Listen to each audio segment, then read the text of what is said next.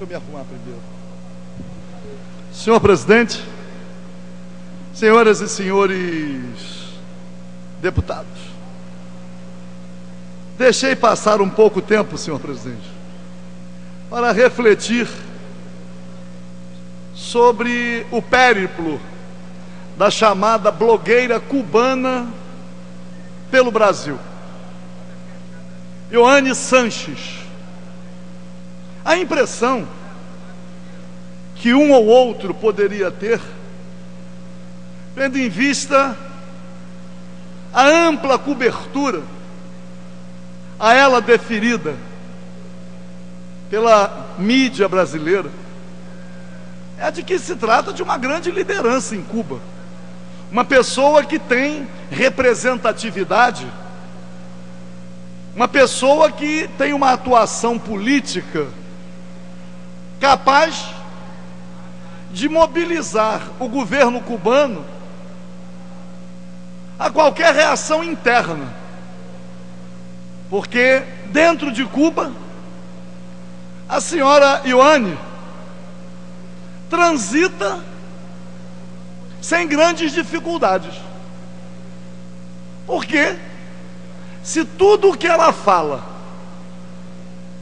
sobre o cerceamento das liberdades públicas e individuais em Cuba fosse verdade, é natural que lá ela experimentasse maiores ou grandes dissabores, o que não acontece.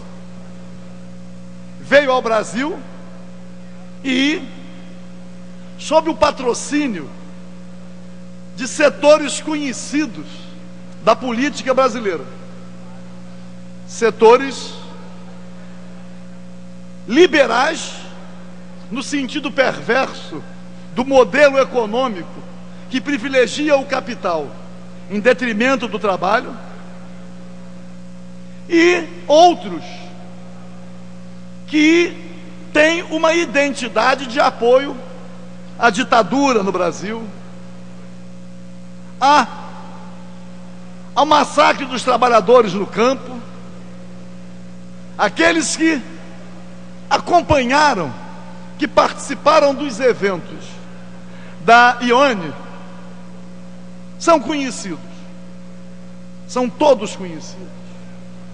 Ela teve aqui no Brasil os seus 15 minutos de luminosidade, não em função do que ela representa, mas em função do que Cuba representa como resistência ao capitalismo. E aí, senhor presidente, cuidei de ler os artigos, as matérias publicadas nos jornais, as entrevistas na televisão. Aliás, o debate no Congresso Nacional, na Câmara dos Deputados, foi um debate o mais patético. Foi possível perceber o nível, não só da visitante, como também de alguns debatedores. E aí, senhor presidente, trouxe, e peço a Vossa Excelência, a transcrição, como parte do meu pronunciamento, belíssimo artigo, de autoria de um jornalista muito conhecido, respeitado, Mauro Santayana. Acredito que os profissionais de comunicação, com raríssima exceção, todos conhecem Mauro Santayana. E ele, com a fundamentação histórica, ele registra o que o povo cubano teve que enfrentar para se libertar do jugo americano, da exploração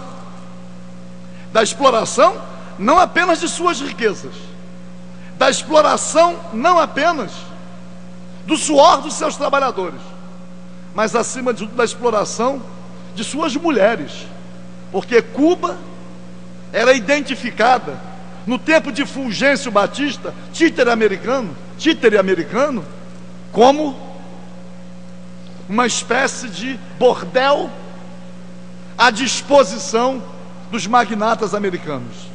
Isto é conhecido e reconhecido, é irrefutável. E Fidel Castro primeiro tentou, na famosa Batalha de Moncada, assumir o poder. 6 anos depois, Fidel Castro chega ao poder e seus companheiros, uma verdadeira revolução. E Cuba, o povo cubano passou a lutar desesperadamente para a afirmação da sua soberania, para a afirmação de sua independência. Aliás, até hoje não alcançada, que os americanos ainda mantêm em solo cubano, ainda mantêm uma prisão, ocupa parte do território cubano. E Cuba foi vítima depois do bloqueio econômico, liderado pelos Estados Unidos, mas um bloqueio econômico que levou aquele povo a uma situação quase que de isolamento. E a Guerra Fria também empurrou o povo cubano para uma aliança com a União Soviética, como única alternativa. Mas mesmo depois da dissolução da União Soviética, Cuba deu prosseguimento à sua revolução. Mas dentre vários argumentos expendidos por Mauro Santayana, tem um interessante. Ele diz assim: ocorre que ela, Ione, não é tão perseguida em Havana como proclama, e proclamam seus admiradores. Tanto assim é que em momento delicado para a ilha, quando só pessoas de confiança do regime viajavam para o exterior, ela viveu 2 anos na Suíça e voltou tranquilamente para Havana. Olha aí. Então, ela tem seus aliados externos, é insignificante e, portanto, não tem possibilidade de se apresentar como representante da resistência que porventura existe em Cuba, mas ela passou a ser articulada. Mauro Santayana, com a competência, com o conhecimento que tem, com as pesquisas que faz, deixa essa colaboração que há de constar nos anais. Depois, jornal O Dia publica um artigo do Mário Augusto Jakobinski. Ele trata inicialmente do financiamento. Quem financia, Ione? Ela diz que ela ganha prêmios no exterior, obviamente que é uma forma de financiar. Mas ele faz algumas perguntas que desnudam qualquer tentativa de enganar. Ele faz assim: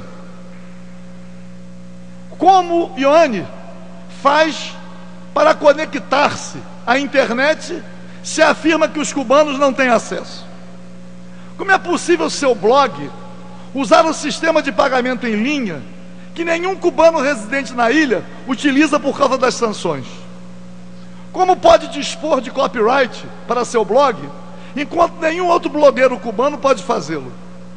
Quem se esconde por detrás do endereço eletrônico, cujo servidor está alojado na Alemanha pela Cronos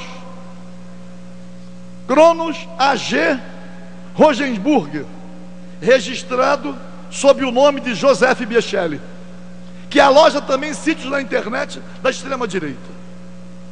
E aí, senhor presidente, vem o artigo, hoje no jornal O Dia, de um homem que pode ser considerado acima de qualquer suspeita: o juiz João Batista Damasceno, membro da Associação Juízes para a Democracia.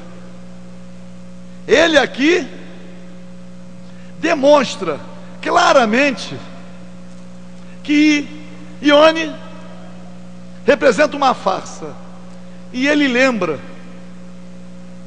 e faz uma correlação da Ione com Armando Valadares, igualmente festejado na metade dos anos 80 do século XX, e tratado como intelectual, cuja obra não nos era dada a conhecer pela censura do governo de Cuba.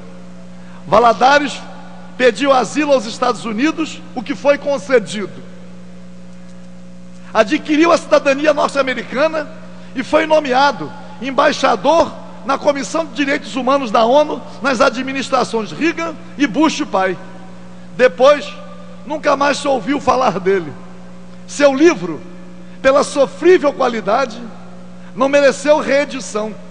Trata-se de um raro caso de intelectual asfixiado pela liberdade. E eu peço então, senhor presidente, para concluir, a transcrição dos artigos de Mauro Santayana, Mário Augusto Jacobski e João Batista Damasceno. E aqueles que ainda se deixam entusiasmar pelas mentiras sobre Cuba, aqueles que não conhecem a história, mas que agem de boa fé, que eles procurem conhecer, porque há um grande desafio que precisa ser respondido, com todo o bloqueio, com toda a perseguição, com tudo que falam sobre Cuba, com tudo aquilo que o povo cubano enfrenta e resiste. O povo cubano experimenta indicadores sociais comparáveis com os países que se apresentam como aqueles que promovem a justiça social. Portanto, senhor presidente, que procurem conhecer, porque quem age de boa fé e conhece a verdade, seguramente não renderá a mais elementar homenagem a quem, como Ione Sanches, não tem compromisso com a construção de uma sociedade livre, fraterna e solidária, mas principalmente justa. Muito obrigado, senhor presidente.